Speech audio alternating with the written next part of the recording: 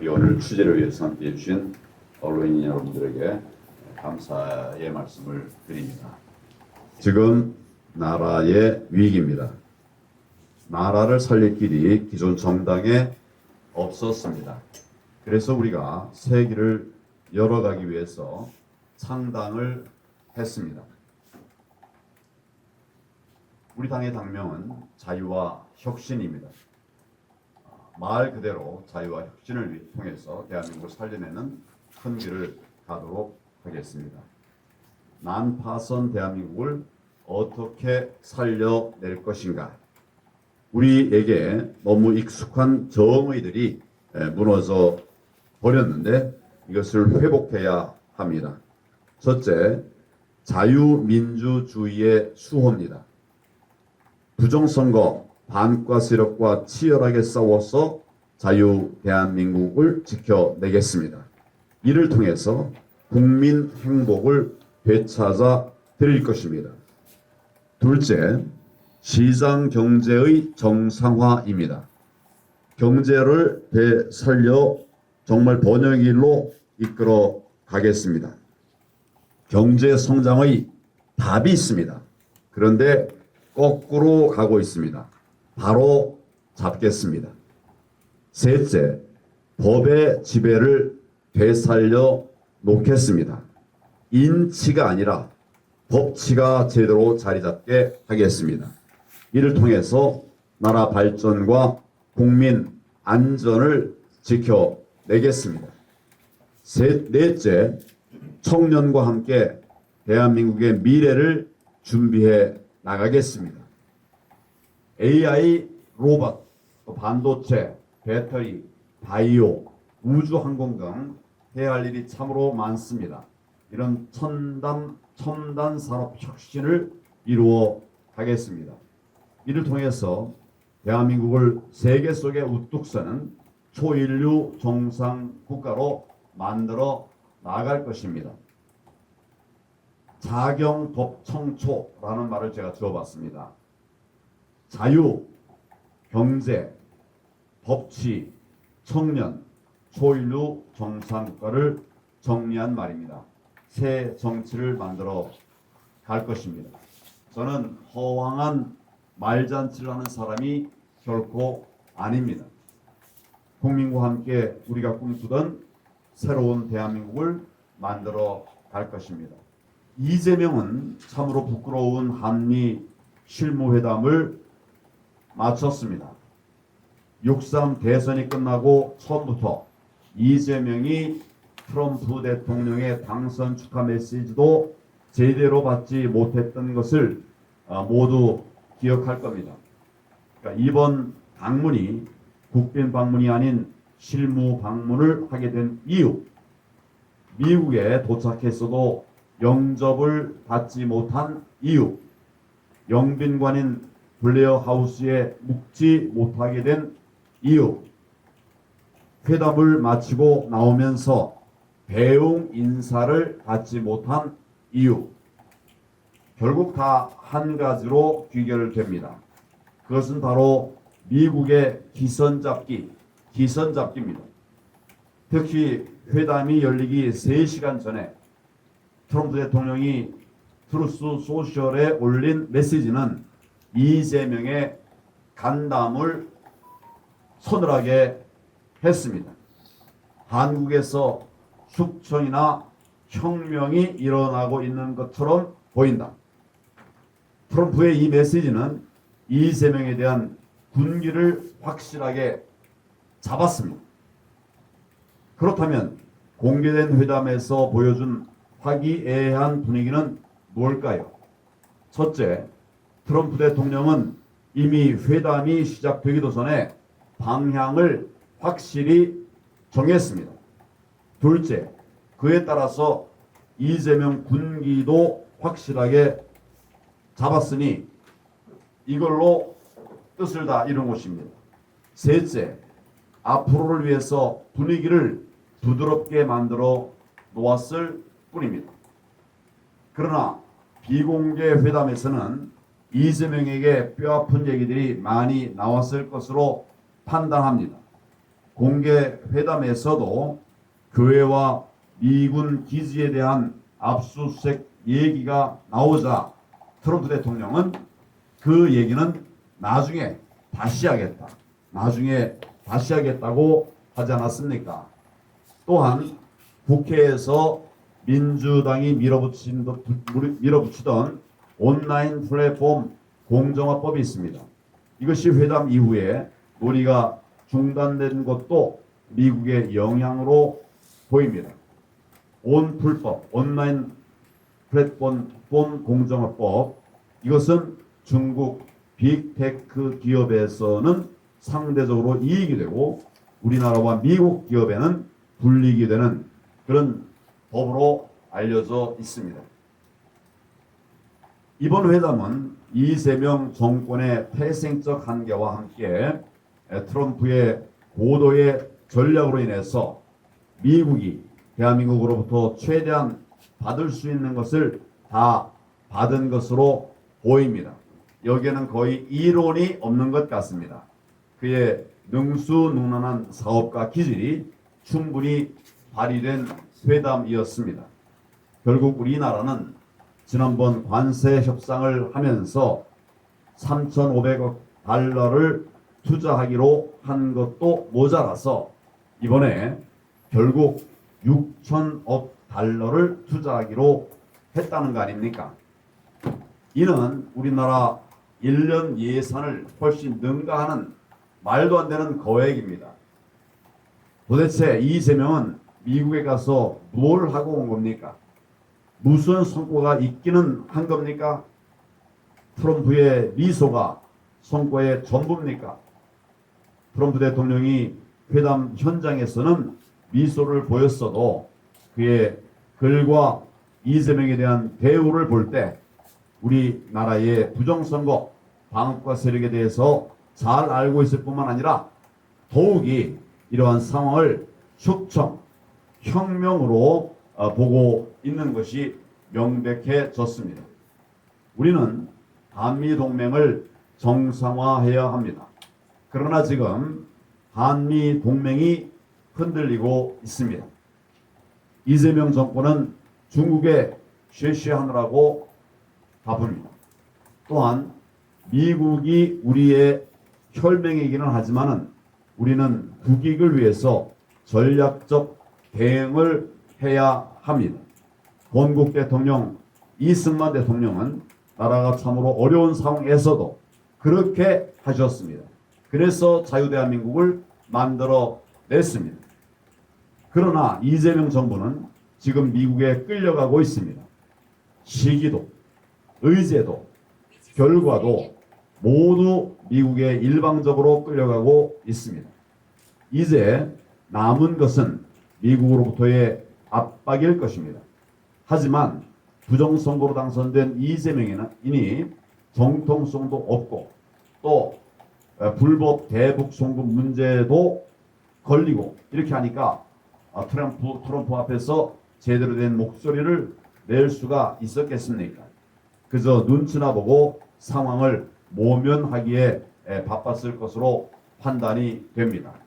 저는 2016년, 2017년 대통령 권한 대행으로서 트럼프 대통령과 몇 차례 영상회담을 한 일이 있습니다. 당당하게 회담에 임했습니다. 그리고 트럼프 대통령으로부터 100% 동의, 100% 지원하겠다는 답변을 이끌어낸 바도 있습니다. 이재명이 우리 국민은 속일 수 있을지 몰라도 미국, 유럽, 일본 이런 나라들까지 속일 수는 없습니다. 우리 자유와 혁신은 한미 관계를 하나하나 또박또박 제대로 정립해 나갈 것입니다. 한미 동맹을 강화해 나갈 것입니다. 국민 여러분, 나라 살리는 일 끝까지 저희와 함께 해주시기 바랍니다. 감사합니다. 저는 오늘 최근 국회를 통과한 노란봉투법에 대해 말씀드리겠습니다. 노란봉투법은 한국에 진출한 외국 투자 기업들의 우려를 현실화시키고 있습니다. 최근 있었던 주한 외국기업 연합회의 조사에 따르면 외국 기업 3곳 중 한 곳이 한국에서의 투자를 축소하거나 혹은 철수마저 고려하고 있는 것으로 나타났습니다. 이 수치는 단순한 통계가 아니라 대한민국 투자 환경이 급격하게 악화될 것이라는 예고입니다. 민주당은 노란봉투법을 노동자의 권익을 보호하기 위한 법이다라고 포장했지만 실제 내용은 하청 노동자들에 대한 원청의 책임과 부담을 강화하며 노조 노동자들에 대한 손해배상을 제한하여 기업에 그 어떤 피해를 주더라도 여기에 대한 책임을 물을 수 없게 만든 법입니다. 이것은 기업 활동에 치명적인 리스크가 되며 불법적인 파업을 이어가더라도 이를 막거나 법적인 책임을 지울 수 없게 되는 것입니다. 결국 기업과 투자자의 입장에서는 법치 붕괴로 볼 수밖에 없습니다.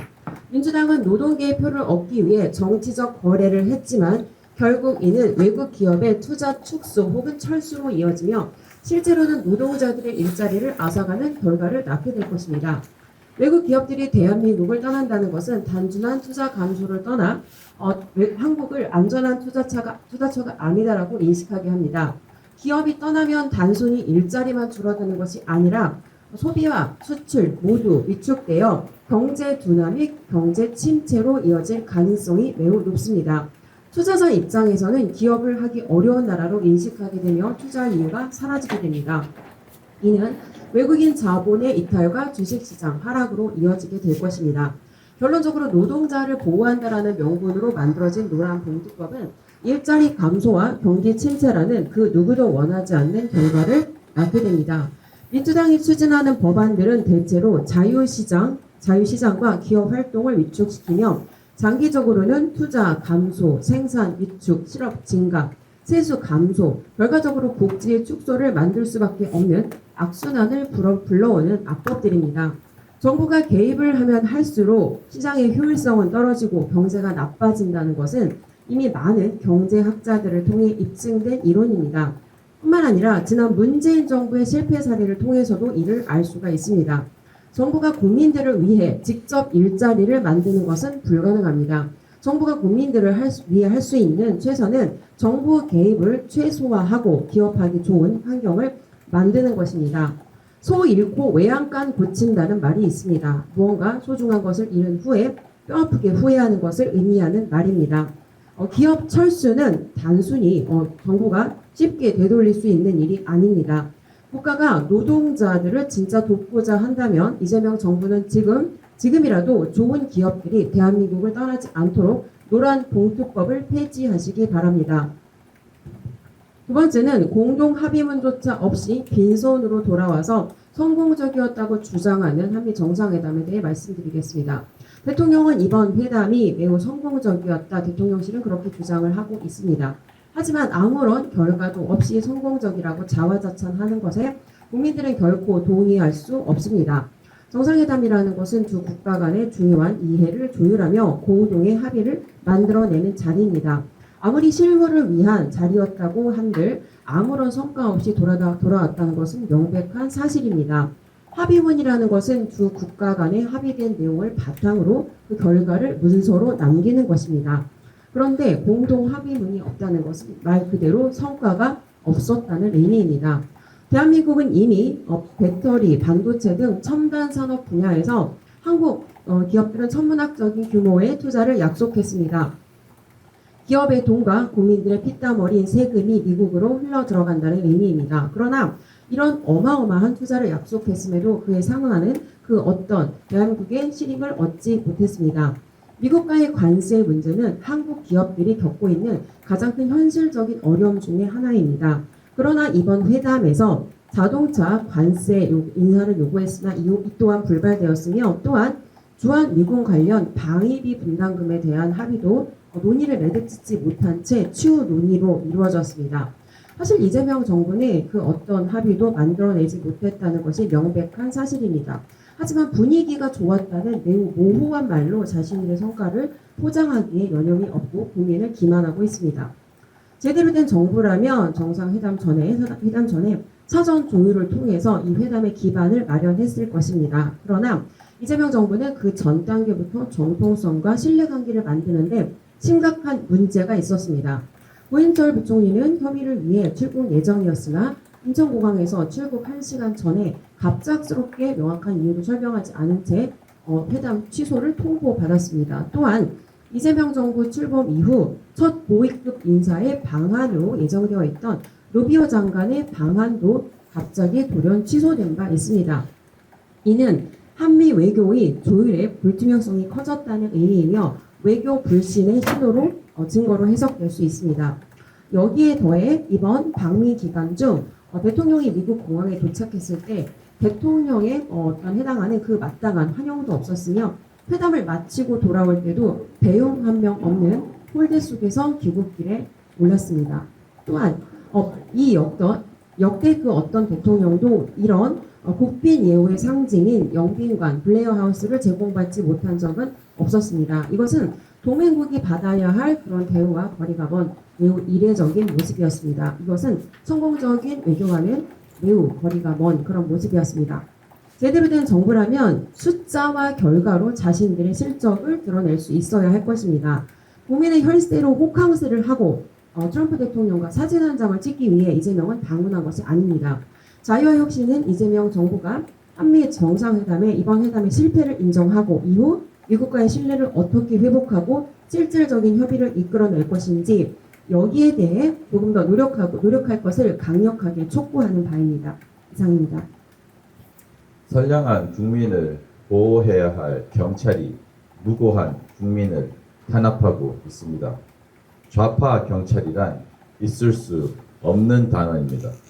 좌파라는 말은 공산주의를 대체해서 쓰는 말이기 때문입니다. 좌파, 진보, 사회주의, 공산주의라는 말은 전부 사유재산을 줄이거나 없애고 개인의 자유를 제한하고 규제가 많고 세금을 많이 부과하고 신앙의 자유가 없는 독재적 통제사회를 지향하는 같은 말입니다. 대한민국의 정체성은 헌법이 말하고 있습니다. 대한민국의 헌법은 대한민국을 자유민주주의 국가로 정의합니다. 대한민국의 헌법은 공산주의 체제와 사상을 반대하는 반공 국가로 정의합니다. 그래서 대한민국 군대는 멸공을 말하는 것입니다. 실제로 대한민국 군인이 훈련 시에 사용하는 피하 식별기에는 멸공이라고 분명히 표기되어 있습니다. 대한민국의 정체성이 반공, 멸공인 것입니다. 그런데 현재 대한민국은 어떻습니까? 멸공을 말한 국가대표 양궁 선수가 지탄을 받고 팀에서 파면당한다는 말까지 나오고 있습니다. 국가의 안보관이 무너진 것입니다. 대한민국의 치안과 안보를 담당하는 군, 검, 경, 즉 군대와 검찰과 경찰에 속하는 공직자들에게는 반공 사상이 기본입니다. 즉 좌파 경찰이라는 말은 존재하지 않는다는 것입니다. 좌파 경찰은 경찰의 직무를 할 수가 없습니다. 그 개인의 정신이 국가의 정신을 반대하기 때문입니다. 그래서 좌파 경찰, 좌파 검사, 좌파 판사, 좌파 군인은 존재할 수 없습니다. 그런 사람들은 그런 공직에서 파면당해야 하는 것이 정상입니다. 자유와 혁신 황교안 대표님과 부정선거 부패 방지대라는 시민단체는 전형적인 반공산주의 인사이자 단체입니다. 한미 동맹을 강화하고 규제와 세금을 줄이고 개인의 자유를 확대하는 자유민주주의 대한민국의 정체성에 부합하는 모범 국민들입니다. 이들은 대한민국 정부가 마땅히 칭찬하고 보호하고 지원해야 할 자유민주 대한민국의 정체성에 따라 활동하는 나라를 사랑하고 지키는 사람들입니다. 그런데 이재명 정권의 선관위와 경찰은 한 팀이 되어 공산주의를 반대하는 이런 모범 국민들을 어떻게든 잡아 넣으려는 시도를 하고 있습니다. 한술 더 떠 경찰은 압수수색으로 선관위의 불법한 고발을 인정하며 선량한 시민을 잡아들이려는 시도를 합니다. 잘못한 것이 없는 사람들에게 오히려 잘한 사람들을 잡아 넣으려는 것입니다. 어처구니가 없게도 경찰이 범죄 일람표라고 제시한 자료는 황교안 대표님께서 제시한 선관위의 부정선거의 증거 일람표였습니다. 부정선거의 증거를 제시하였으면 그것으로 피의자인 선관위를 수사해야지 그것을 제기한 피해자를 압수수색하는 초등학생만도 못한 판단을 하고 있는 경찰입니다. 이에 황교안 대표님과 자유와 혁신은 관련자들을 역으로 고소하였고 서울경찰청 앞에서 관련자들을 규탄하는 집회를 하고 있습니다. 그 과정에서 당연히 공산주의를 반대하고 부정부패를 방지하자는 시민들의 모임은 경찰들의 보호와 지지를 받아야 함에도 불구하고 집회 현장에 직무를 하던 일부 경찰은 우리의 집회를 비웃고 우리의 평화적인 집회를 불법적인 집회인 것처럼 불필요한 이동에 제한을 하였습니다. 집회를 방해하는 듯 하던 그 경찰관 복장을 한 인물은 제복에 명찰이 없었고 본인 김상현 최고위원은 그 사람에게 관등 성명을 대라고 10분 이상 요구하였으나 밝히지 않았습니다. 우리는 여전히 그 자리에 서 있던 경찰관 복장을 한 사람이 경찰인지 아닌지 알지 못합니다. 분명히 집회는 평화적이었고 법적으로 경찰관은 직무를 수행할 때 대테러 작전, 긴급 상황, 잠복 근무 등 특별히 신분을 위장하지 않으면 안 되는 작전이 아닌 이상 경찰은 국민이 관등 성명을 요구할 경우 이를 법적으로 거부할 수 없습니다. 이것은 경찰관 직무집행법 3조 신분 표시에 관해 법으로 명시되어 있으며 경찰관 복장을 한 그 인물이 분명히 바리케이트를 치는 등 집회의 자유를 방해하였음에도 불구하고 관등 성명조차 되지 않았습니다. 이에 다른 경찰관은 관등 성명을 대지 않아도 된다는 거짓말을 저에게 하였습니다. 이에 자유와 혁신은 영상으로 모든 상황을 체증하였고 할 수 있는 모든 법적 절차를 진행하도록 할 것입니다. 경찰, 검찰, 군대의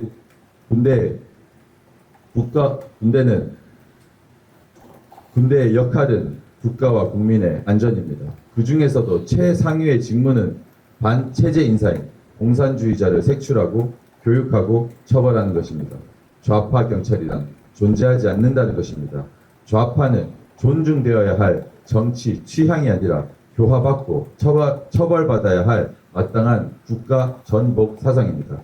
대한민국 경찰은 정치의 중립을 유지하며 공산주의도 존중하는 것이 아니라 경찰의 정치 중립은 반공입니다. 경찰은 반드시 반공이어야 합니다. 대한민국 정체성은 한미 동맹입니다. 소위 좌파 집회에서는 대놓고 미국 아웃이라는 반미 운동의 기치를 내걸고 있습니다. 이런 사람이나 단체의 집회는 경찰이 보호해야 할 것이 아니라 대공 수사의 대상입니다. 대한민국의 안보, 즉 안전에서 최상위 직무는 공산주의자들을 공직에 있지 못하게 하는 것입니다. 공산주의를 반대하고 한미동맹을 강화하고 부정선거와 부정부패를 없애자는 대한민국의 지도자와 국민을 겁박하는 이재명 정권과 경찰을 강력히 규탄하며 자유와 혁신은 이에 대항해 끝까지 싸울 것입니다. 저희는 이를 위해 먼저 압수수색 관련자들을 모두 고소하였습니다. 그리고 평일 오후 5시에 서울경찰청 앞에서 경찰을 꾸짖고 압박하는 집회를 하고 있습니다. 그리고 매주 토요일 오후 2시에는 윤석열 대통령의 석방을 위해 집회와 행진을 하고 있습니다. 이재명 정권을 규탄하고 있습니다. 국민 여러분 함께해 주십시오. 이 부당한 반국가 세력들을 국민 여러분들께서 직접 심판해 주십시오.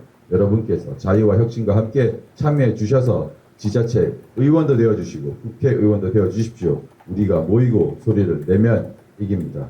이상입니다. 사선구청 소속 장채환 양궁 선수에 대한 정치적 처형이 곧 집행될 위기에 놓였습니다. 장채환 선수는 경기력 저하나 규율 위반이 아니라 단지 자신의 소신을 밝혔다라는 이유만으로 징계 검토 대상에 올랐습니다. 이는 체육행정이 선수 보호라는 본분을 망각하고 정치 권력의 이해에 휘둘려 선수를 희생양 삼으려는 명백한 정치적 처형입니다. 현재 대한양궁협회는 스포츠 공정위원회를 열어 징계 여부와 수위를 논의하고 있습니다. 그러나 국민이 지켜보는 앞에서조차 품위 손상과 명예 실추라는 모호한 잣대를 내세워 한 선수의 인생을 걸고 재단한다면 그것은 행정적 판단이 아니라 권력의 폭거이자 체육에 대한 사형 선고일 뿐입니다. 더 심각한 문제는 이중잣대입니다. 좌파 진영의 정치적 발언은 소신 발언으로 미화되지만 보수 우파의 발언은 곧바로 구구 망언으로 매도됩니다. 이러한 불공정한 프레임이 지금 장채환 선수에게도 그대로 적용되고 있습니다. 표현의 자유가 좌파만의 특권이라면 그 순간 대한민국의 민주주의는 붕괴된 것입니다. 체육은 정치의 도구가 아닙니다. 그러나 사상구청과 대한양궁협회는 체육 현장을 권력의 도구로 만들고 있습니다. 단순한 징계 절차가 아니라 선수 개인을 향한 정치적 처형이며 대한민국 체육의 미래를 짓밟는 살해 행위에 가깝습니다. 이에 자유와 혁신은 오는 30일 토요일 오후 5시 부산 사상역과 사상구청 인근에서 정치 탄압의 앞잡이로 전락한 체육 행정에 항의하는 규탄대회를 개최합니다. 이 집회는 더 이상 침묵하지 않겠다는 국민적 의지의 표현이며 권력의 폭주에 맞서는 자유시민의 경고입니다. 다시 한번 엄중히 경고합니다. 첫째, 사상구청과 대한양궁협회는 즉각 징계 검토를 중단하고 장채환 선수에 대한 정치적 탄압을 철회해야 합니다. 둘째, 대한양궁협회는 권력의 눈치를 보는 행태를 멈추고 선수 보호와 표현의 자유라는 원칙을 지켜야 합니다. 셋째, 정부와 여당은 체육이 정치 보복의 장으로 전락하지 않도록 강력한 제도적 장치를 마련해야 할 것입니다. 장채환 선수에 대한 이번 징계 검토는 단순한 절차가 아니라 정치적 처형의 전조이기도 합니다. 체육의 정의와 선수 권리 보장이야말로 국민이 스포츠를 신뢰할 수 있는 유일한 길이며 그 길을 가로막는 모든 권력은 반드시 국민 앞에 심판받아야 할 것입니다. 현재 강화도에서 벌어지고 있는 비극적인 두 가지 장면에 대해서 말씀드리겠습니다. 이재명 대통령은 미국 방문 중인 8월 25일 CSIS 강연에서 이제 북한은 매년 10 내지 20개의 핵무기를 생산할 수 있는 능력을 갖추고 있다면서 지난 3, 4년 동안 북한이 보유한 핵무기의 수가 2.5배 증가했고 핵분열 물질 생산 능력도 엄청나게 증가했다는 것은 분명한 사실이라고 언급했습니다. 그러면 북한이 핵무기 제조에 필요한 우라늄을 평산 정년소에서 그만큼 더 생산했고 그 과정에서 핵 폐수를 예성강과 한강 하구에 더 많이 흘려보냈을 것입니다. 그럼에도 환경부는 우리 해역과 하천에 대한 방사능 및 중금속 오염 영향을 확인하기 위해 7월 4일 관계부처 합동조사를 실시한 결과 현재 우라늄 농도는 2019년 농도와 별반 차이가 나지 않는 등 이상 없음을 확인했다고 보도 자료를 낸 바 있습니다. 이 말인즉 북한이 핵물질 생산을 늘렸어도 한강 하구와 서해안의 방사능 수치에는 하등의 변화가 없다는 얘기인데 상식적으로 말이 안 된다는 점과 조사 설계가 잘못되었다는 점을 자유와 혁신은 지적하고 싶습니다. 현재 8월 26일 인천경찰청 반부패 경제범죄 수사대는 지난 6월 말 강화도 망월돈대에서 쌀 1달러 지폐, 성경 등이 담긴 페트병 1,300여 개를 바다에 띄우려고 시도함으로써 재난 및 안전관리 기본법을 위반한 혐의로 미국인 6명을 불구속 입건해 검찰에 송치했다고 밝혔습니다. 기독교 신자인 이들은 검찰 조사에서 선교 목적으로 성경을 북한으로 보내려 했다는 취지로 진술했다고 합니다. 이들이 페트병 살포를 시도한 강화군은 지난해 11월부터 위험구역으로 설정됐으며 대북 전단 살포 행위를 금지하는 행정명령이 발효 중이랍니다. 강화도에서 일어나고 있는 이 두 가지 비극적인 장면, 즉 이재명 정권이 북한 방사능 오염수 방류 조사는 엉터리로 하고 굶주리는 북한 주민들에게 쌀을 파도에 실어 보내는 지원은 처벌하는 이 정부가 진정 자유민주주의 대한민국 정부가 맞습니까? 전 국민이 또 역사가 이 같은 이재명 정권의 행태를 주시하고 있습니다. 자유와 혁신은 북한 김정은 봉건 세습 독재 정권의 핵무기 노름을 철저하게 규탄하며 인천경찰이 정권 앞잡이로 나서 선한 신앙인들을 입건하는 만행은 비판받아 마땅하다는 점을 확실하게 지적하고자 합니다.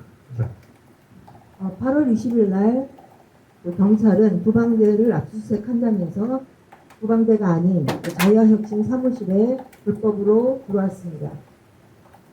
이 경찰이 압수수색을 하면서 가져왔던 그 범죄 일람표를 보면서 과연 누구를 수사해야 하는가라고 하는 점을 살펴보려고 합니다. 범죄 일람표는 범죄 사실이라고 얘기도 되어 있습니다.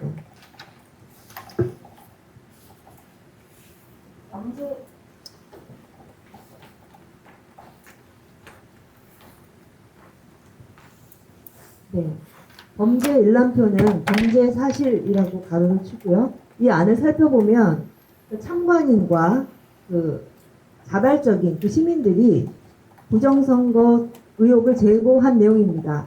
여기에서는 사전투표자 수가 참관인이 셌던 수하고 그 다음에 투표자 사전투표 발급기 세트에 있는 단말기 화면의 그 숫자하고 차이가 발생했다. 이런 부분도 제보를 했고요. 그 다음에 사전투표 사무원이 참관인의 투표한 간인을 방해한다라고 하는 것이 엄청나게 많은 곳에서 조직적으로 방해한다라고 하는 부분이 제보가 되었습니다. 개표소에서는 3장 묶음의 투표지도 여러 개가 나왔습니다. 여러 개표소에서 나왔습니다. 그리고 지난 지방선거 투표지도 이번 대선에서 나왔습니다. 또 제보는 그 투표한 사람의 뒤를 쫓아가서 녹음을 해봤더니 중국말로 서로 얘기를 하더라. 대통령 선거는 외국인이 투표할 수 없습니다. 또 여러 번 투표한 사람도 이렇게 체증을 해서 제보를 했습니다. 투표관리관 자신의 도장에 대해서 좀 더 살펴보도록 하겠습니다. 투표관리관 자신의 도장, 여기에 범죄 일람표에는 뭐라고 되어 있냐면 투표관리관에게 투표용지에 자기 도장을 찍도록 해야 한다는 내용을 암시 이렇게 썼습니다. 암시란 얘기는 범죄를 수행하도록 유도하고 조장 또는 예상하게 하는 행위라고 우리는 알고 있습니다. 투표관리관이 투표용지에 자기 도장을 찍는 것이 범죄 행위입니까? 법은 분명히 말합니다. 공직선거법 제157조에는 투표관리관은 자신의 도장, 사인을 찍은 투표지를 선거인에게 교부해야 한다라고 되어 있습니다. 반드시 자신의 도장을 찍고 교부하도록 법에 되어 있습니다.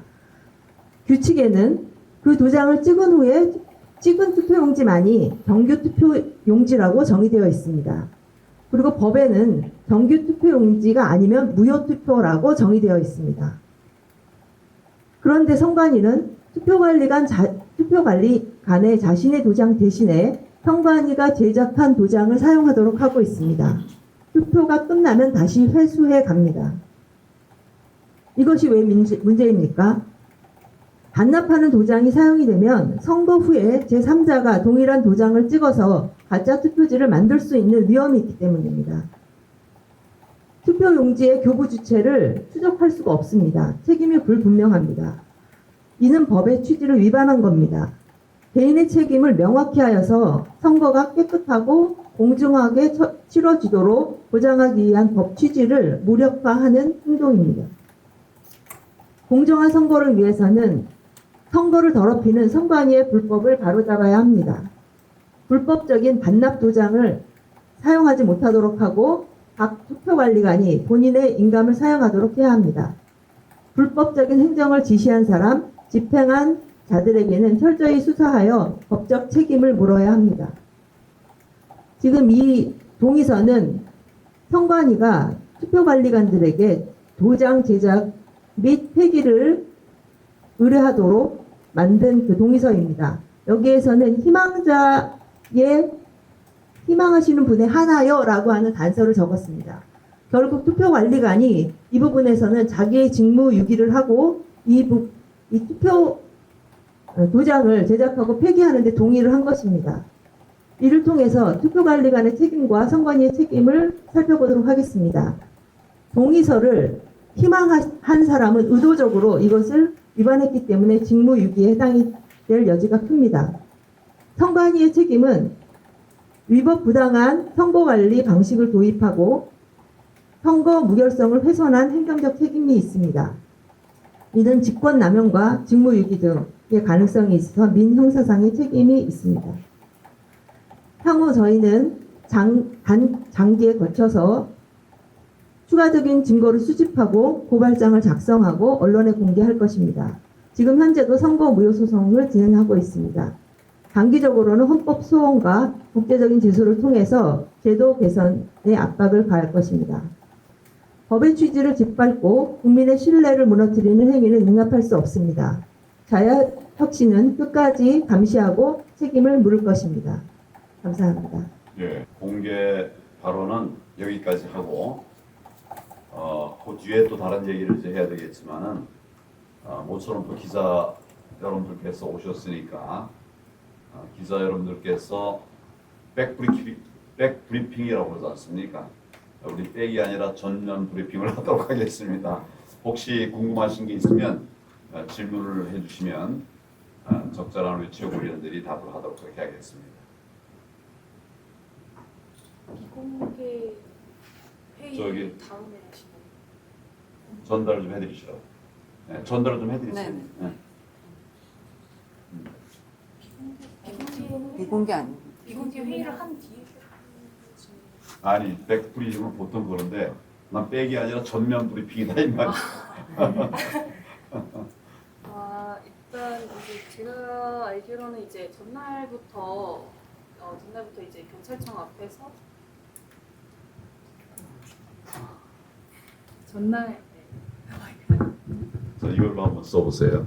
네 여기 됩니다. 그러니까 전날부터 이제 서울 경찰청 앞에서 시위 진행한 걸로 알고 있는데 이거 언제까지 진행할 예정인지. 우리가 이제 요 얘기를 누가 얘기하시는 게 좋을까? 그래요. 영 말씀하시죠. 네, 그 집회 일정은 사실 저희가 시작 전달한 일정은 언제부터 됐어요? 시작 일정은 이번 8월 25일. 25일 월요일부터 시작을 했습니다. 어제 한 게 월요일부터 아니라 이제 네네. 도시 앞에.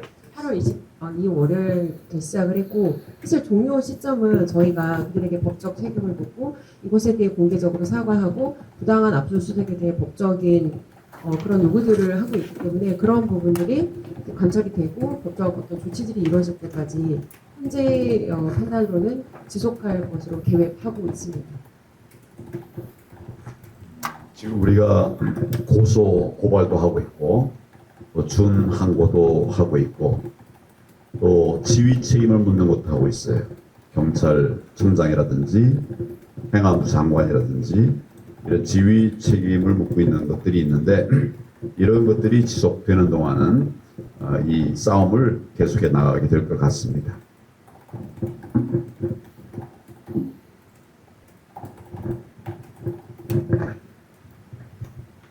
혹시 질문 없으면 안 해도 됩니다. 근데 그 대표님 저번에 말씀하셨 한번 봤는데요. 그 여기 부방대로 안 오고 여기 자유혁신당 캠프로 압수수색이 나왔잖아요. 그거에 대해서 검경에 한번 문의는 하셨는지 왜 그 압수수색을 그 사안은 부방대 사안이었는데 일부 왔어 그게 좀 이해가 안 가신다고 말씀하셨었는데요. 그거 제가 여러 차례 얘기를 했는데 누가 다른 분이 말씀하신 분 있나요? 제가 피해자니까 제가 말씀드릴까요? 우리 자유당이 창당한 지 이틀 만에 압수수색이 들어왔어요. 압수수색은 의미가 뭘까요? 불법행위의 증거를 확보하기 위한 거거든요. 그럼 이틀 만에 무슨 불법행위가 저질러졌으며 거기서 뭘 찾을 수가 있었겠습니까? 그러니까 이것은 결국 우리가 만든 신당 자유혁신을 압박하고 겁주기 위한 것이라고 는 그렇게밖에 볼 수가 없어요. 새 당 만들고 사무실도 옮겼습니다. 사무실의 모든 집비를 다 고쳤습니다. 거기서 뭘 찾겠습니까? 그러니까 겁줘서 첫째는 이자들이 뭘 몰라가지고 혁신당이 생긴 것을 몰라가지고 하는 멍청한 짓을 했거나 아니면 알면서도 겁주기 위해서 했거나 뭐 그런 것들의 하나로 보였습니다. 그래서 저희는 그런 겁주기 압수수색에 굴복하지 않을 겁니다. 그리고 잘못됐어요. 본질도 잘못됐고 또 그 과정에서도 우리 그 변호사가 고남무게 변호사가 항의를 했습니다. 지금 잘못된 압수수색이다. 본질수가 틀렸다. 항의를 했더니 아예 쫓아버렸어요. 변호사를 현장에서 쫓아버리는 것은 중대 범죄입니다. 변호사마저도 억누르면 누가 피해자를 지켜주겠습니까? 이 부분 아주 심각한 것입니다. 그리고 그에 못지않게 심각한 것은 당시 우리 여직원이 몇 명 있었는데 그 중에 여직원이 항의를 했습니다. 왜 잘못된 다른 곳에 와서 우리 신당에 와서 왜 부방대 증거를 압수하려고 하느냐. 그래서 항의를 했더니 막 밀쳐낸 거예요. 그러니까 손 잡고 막 이렇게 하니까 손 잡지 말라고 그랬어요. 근데 그걸 잡았다. 이것은 명백하게 여성의 인권 침해 행위라고 볼 수밖에 없습니다. 그러니까 이런 모든 것들을 우리가 좀 규탄하고 있고, 그리고 지금 현장에 가서 여기 온 사람들에 대해서도 그렇게 했고, 바로 제 기억에 그 다음날인가 그 다음날일 거예요. 아마 바로 고소 고발을 했습니다. 그리고 아까 말씀드린 것처럼 준항고라고 하는 법원에 대한 문제제기. 법원은 또 왜 이런 영장을 내줬는가? 요즘 여러분들 잘 아시겠지만 압수수색 영장이 남발되고 있습니다. 압수수색 영장은 구속영장이나 마찬가지로 굉장히 치명적인 그 고통을 당사자에게 주는 것입니다. 그런데 아무거나 그냥 압수수색이 막 발부가 돼요. 문재인 정부 이전만 해도 압수수색 영장 청구하면 이게 발부될까 안 발부될까 이런 것들 때문에 검사들 경찰관들이 조마조마했어요. 그리고 굉장히 공정하게 압수수색 영장 발부 여부가 결정이 됐었다는 얘기죠. 근데 지금은 그냥 청구만 하면 돼요. 남의 동네 청구해도 되고 때도 안 맞게 청구해도 되고. 본래 압수수색 영장은 대부분 일주 단위로 일주를 유효기간으로 해서 냅니다. 대부분 그렇게 해요. 일주를 유효기간으로 해서 내요. 압수수색 영장을 발부놓는다는 것은 당사자들이 굉장히 불안정한 상태를 유지하는 것이기 때문에 단기간에 처리하게 되어 있습니다. 그런데 우리는 한 달입니까? 한 4주? 한 달이라고 하는 긴 기간 동안을 압수수색 기간으로 해놨어요. 이런 것은 잘못된 법입니다. 명백하게 잘못된 것이고 악의적이고 고의적인 정권 차원에서의 정치 탄압입니다. 그래서 이 부분 가만두지 않을 것이다. 저는 법을 아는 사람이기 때문에 아는데도 행동하지 않으면 정말 비겁한 것이죠. 우리는 반드시 정의를 세워나갈 것입니다.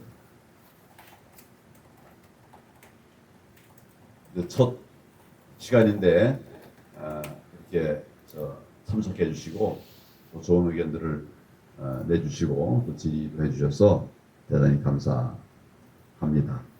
우리 참석자 여러분들 중에서 혹시 기자분들에게 당부하거나 또 말씀하실 것이 있으신가요? 없으면 오늘 공식 최고위원회의 일정은 여기서 마치도록 하겠습니다. 수고하셨습니다. 감사합니다.